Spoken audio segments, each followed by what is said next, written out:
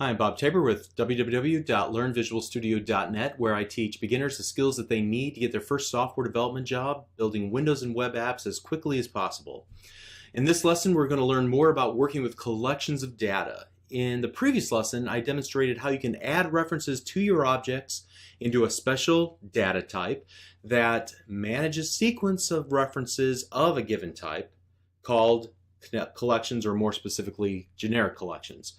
Now, beyond simply adding references to objects and then iterating through those references or indexing in to get a specific object out of the collection, what else can you do with them? Well, suppose that you need to filter a list of, let's say, 1,000 items in the collection and just work with a subset that meets a certain criteria. Well, this is made possible through a relatively new innovation that was added back in C# 3.0 called LINQ to objects. In this lesson, I want to explain the rationale behind LINQ and provide a few examples to get you started working with LINQ in your applications to filter large collections of data. So as you can see, I've opened up a tool called Microsoft SQL Server, which is Microsoft's flagship database server product. Actually, I'm in one tool inside of a larger toolkit called SQL Server Management Studio. So if you're familiar with relational databases and querying data in a relational database table using structured query language or SQL, or some people just say SQL, then undoubtedly you'll be familiar with selecting data from a database table like I've done here on screen right now. So I'm querying the AdventureWorks 2012 database. It's a sample database provided by Microsoft. This database contains all the data that you might expect to see for the various areas of a company. So AdventureWorks is a fictitious company and the data is completely fake. However, it's great for learning about databases and querying like we're doing here. So when I select the Execute button on the toolbar, you can see that it took this query that I composed and it returned the results based on that query. So in this example, I'm looking for all products in my inventory, my fake inventory, that have a safety stock level that's greater than 600 and have a make flag set to 1. This might help me identify those products that would require me to start producing again in the near future. So fire up those production lines, boys. We're creating some more ball bearings and blades and chain stays and down tubes and whatever the case might be. Okay, so I could rewrite this query to filter just specific columns to be displayed. So right now, using the where clause, I'm filtering the rows, but I could also filter the columns by changing from this asterisk, which means give me all columns back in the given table, to just those columns that I want to see. So I could view, for example, product ID. I could view just the product number, and I could view just the reorder point. There we go. I'll separate that on another line. And so I'm merely using this as an illustration of what LINQ does, which is the topic of this lesson. As you can see, I've now reduced both the rows by the where clause and the columns by specifying them in the select clause as well. And when you think about it, working with a set of rows that are stored in a table, just like we did here, is similar to working with a sequence or a set of objects, so instances of classes like we saw in the previous lesson, that are stored in a generic collection. They're similar concepts. So some smart people in Microsoft asked, well, why can't we use a syntax that's similar to this very simple SQL or SQL syntax in order to query objects in our collections? And that's exactly why they came up with LINQ. It allows developers to use a syntax that they're probably already familiar with in order to run queries against collections of objects. Okay, so let's see an example of LINQ in action. So what I've done is created a setup project, much like we did in the previous lesson.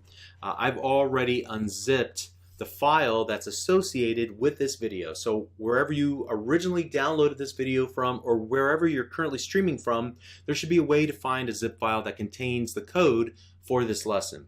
So make sure you download it and unzip it. I've unzipped it to this lesson 23 folder. Inside there will be a before and after folder. In the before folder, I'm going to copy the Understanding LINQ project. And then I want to go back to my documents directory and go into my Visual Studio folder, and I'm going to right click the projects folder and select paste. And I'm going to right click the projects folder and select paste. And now inside the project folder I should be able to find the Understanding LINQ project. I'll open it up and go to the Understanding LINQ.solution file and open it up in Visual Studio. Okay, so as you can see here, I've got a project set up that we'll use then to use the LINQ syntax to search against a number of objects that have been added to a generic collection. So this collection is filled with instances of the car class. As you can see, it mostly has properties about the car like make, model, year, and sticker price, but it also has a color property which is of type car color. And you can see, kind of tying all these ideas together, that I've created an enumeration called car color that has the following colors. And you know what the purpose of enumerations are, right? To limit the available values that a given property can be set to. All right, so we'll limit to white, black, red, blue, and yellow. Great. So now we use the syntax that we learned in the previous lesson, the object initialization syntax, or more correctly, the collection initializer syntax, where we create a new list of car called my cars, and we immediately initialize it and add 5 instances of the car class to our new list. And so you can see each of these have properties like make, model, color, sticker price, and year that are set. And we just got 5 quick examples.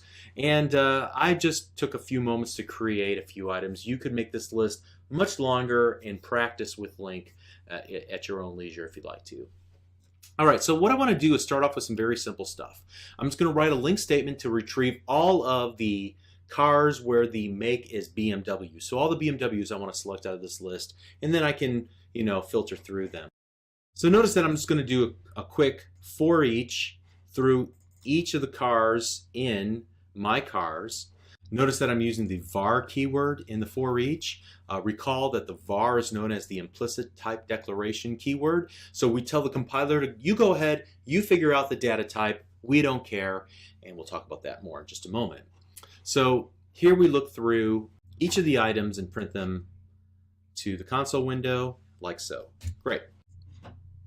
Okay, so let's start off with something very simple. Let's say that I wanted to filter out this list of cars and only select those that are BMWs. All right, so let's do this. Var BMWs equals from car in my cars, where car.make equals BMW select car. All right, and we will also change this for each statement to only display those BMWs. All right, so let's go ahead and run this application. And you can see that we return back a filtered list of my cars that only contains the BMWs. Great. What we've just done here is we've written a LINQ query. So LINQ stands for Language Integrated Query. So you're integrating query operators into the C# programming language. So it looks very simple to the SQL statements that I wrote against our AdventureWorks 2012 database earlier in this lesson. The largest difference is the location of the select. You can see that it's here at the bottom instead of at the top in a SQL statement. And also we're setting the result of the query into this var BMWs. So we're going to look at the exact data type that's created here in just a moment, but notice that I'm using the var keyword, and recall that var is known as the implicit type declaration keyword. So we're telling the compiler to figure out the data type on your own. We don't really care. Again, more on that in just a moment. We'll see how that's manifested. And so we are looking for each car in my cars to find those where the make is equal to BMW, and then we add that car to this collection of cars. That's essentially what's going on here in a very simplified English sentence, okay? And then we're going to iterate through all of the car objects in the BMW collection that we just created earlier, printing out the make, model, and the year. All right, so what's more interesting than just seeing this, this code and talking about it is actually to set a breakpoint on line number 25 where the for each statement's at. And here we're going to go ahead and start the application. While it's running, we can see that the data type of BMWs, this var BMWs, is actually system.link.enumerable.whereListIterator of type understanding_link.car. Okay, so I honestly don't know what a where list iterator of type car is, and I don't really care. But I'm satisfied knowing that we can use it as we need it in this operation, and it works great. So by using the var keyword here in line number 21, I allowed the compiler to choose the correct type of collection, and it chose a very specific generic collection based on how I was using the collection and code. So let's back up and review what we've accomplished up to this point. We have a subset of our larger listing of cars by performing a link operation on that large collection to filter it to just those that meet our criteria. So what if I wanted to add some additional criteria here? Well, I could use that logical AND operator that we learned about way back, probably in lesson 5 or 6 when we were talking about operators. And we can add a second where clause. So where year equals 2010. And let's run that. And let's just go ahead and continue. Should have got rid of that breakpoint. All right, so now we filtered the list to just one result. So this is how we're able to filter the number of objects that we return from our LINQ query. It's similar to how we're able to filter the number of rows that we select from our database table using a where clause in both cases. All right. If you recall in our SQL example, we were able to filter the number of columns as well, not just the number of rows, by including just those columns that we wanted displayed in the results. Well, we can do sort of roughly the same sort of thing here by changing from selecting a car to selecting a new car.make, car.model, and car.year. Now, you're going to look at this and you say, well, nothing really changed here. And you're going to get the same results. Yeah. But what's going on under the hood is actually dramatically different. Let me set a breakpoint this time and run it again. And this time when we hover over BMWs, look at the data type again. System.link.enumerable.whereSelectListIterator of type understanding_link.car, comma, open close angle bracket, f underscore anonymous type 0, angle bracket, string, int, angle bracket, and so on. Okay, so first of all, I'm able to filter the number of rows, and I'm able to filter the number of columns, and the way that I accomplish the filtering of the columns is through a process called projection. So where did the word car go? We were working with, you know, working with a where select iterator of type car, and that's kind of gone away, or a lot's been added to it. Yes, in order to do that, we've essentially created a new data type. What data type did we create? I thought we're still working with car.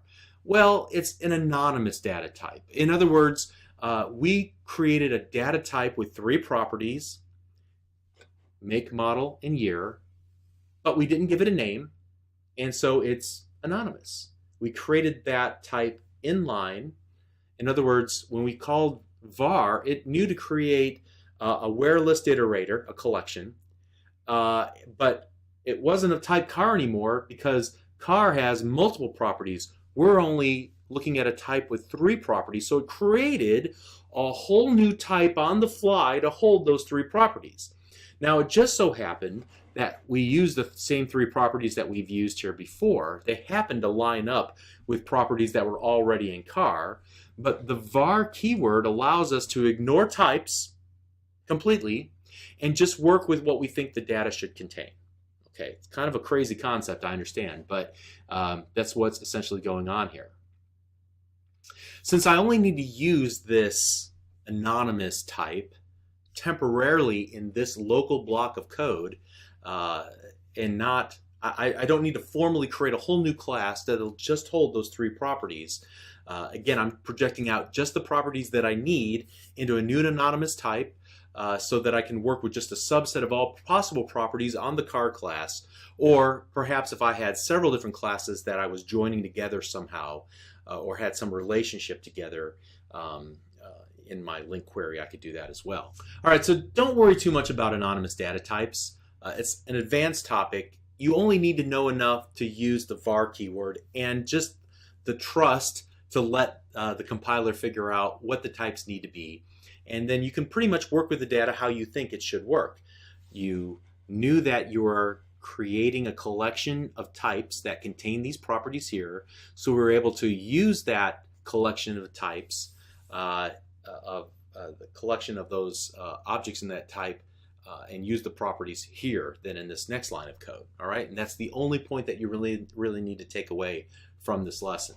Okay, again, don't worry about it. The only thing you really need to understand is that the value of var is to help resolve at runtime the shape of new classes that would be difficult for us to ascertain ahead of time. So these anonymous types are created dynamically, automatically by the C# compiler, and we just kind of tuck all that under the rug and ignore it. It just works, okay? So additionally, we can do some interesting things like sorting from the newest car to the oldest car. So let's rewrite some code to do that. In fact, let's go ahead and comment this out. And here we'll go var ordered cars equals from car in my cars ordered by car.year select car. Okay. And we'll get rid of that and we'll change this to ordered cars. All right, so now we should be able to see a list of all of the cars and they're ordered from oldest to newest. So 2008, 2008, 2009, 2010. Great. So we performed the sorting. So the first time I wrote this, I intentionally left off the instruction for the sort order.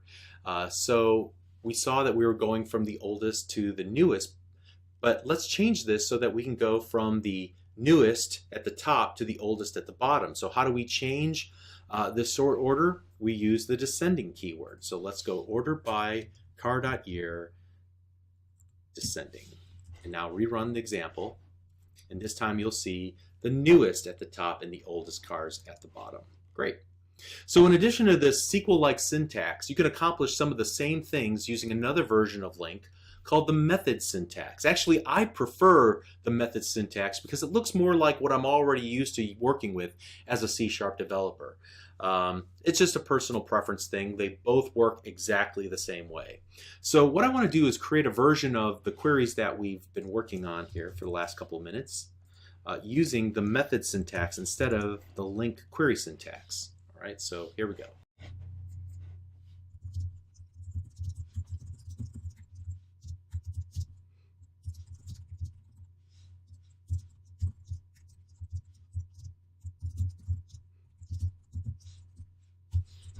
All right, so let's see this at work, just to make sure it works.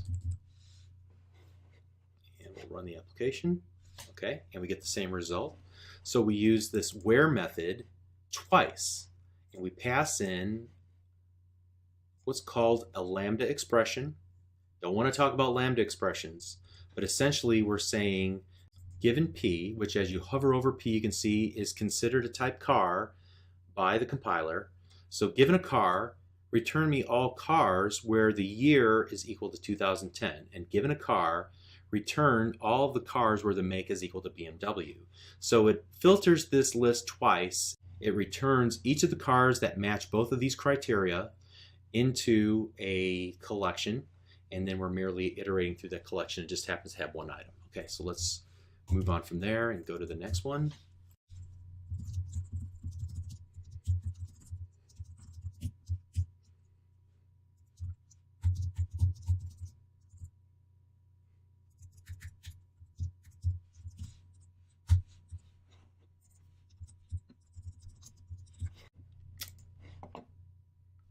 All right, so we order by descending, great. So we use the order by descending method and another lambda expression. Again, it's real simple to call it. Just given a car, order by descending on the car.year property. Okay. You can also do some neat things like this that I haven't demonstrated before. And I can get, like, for example, all the cars and get a sum of their values. So sticker price, okay? And now I can do just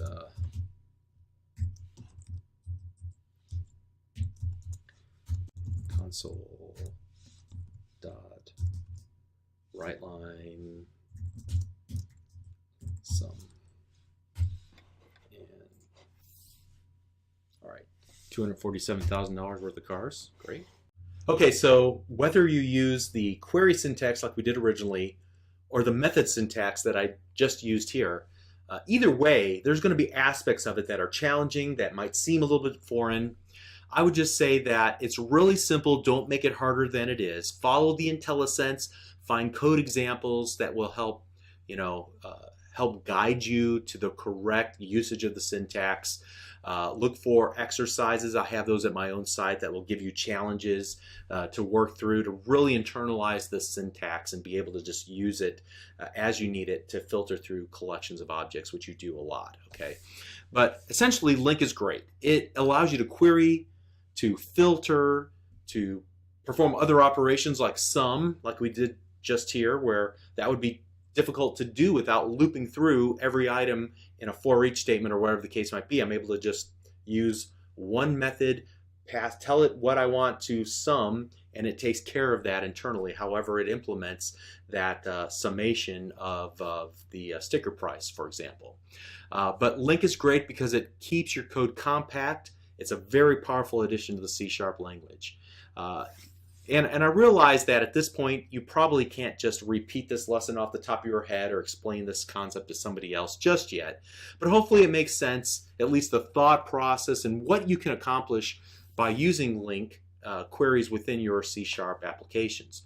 Again, a new concept, but you'll see it often as you look at examples on MSDN and over the internet. So we're just about ready to wrap up with the next lesson. You're doing great. We'll see you there. Thank you.